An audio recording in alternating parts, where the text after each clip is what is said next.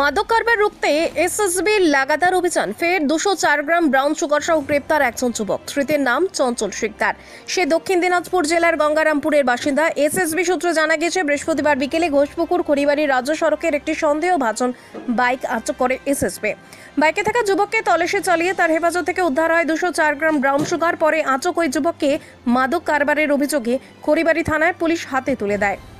সেই যুবককে খড়িবাড়ির থানার পুলিশের হাতে তুলে দেয় এসএসবি। আজ ধৃতকে শিলিগুড়ি মহকুমা আদালতে তোলা হয়েছে। ধৃতকে রিমান্ডে নিয়ে কোথায় হাত বদলের ছক ছিল, আরও কারা জড়িত রয়েছে তা তদন্ত শুরু করবে পুলিশ।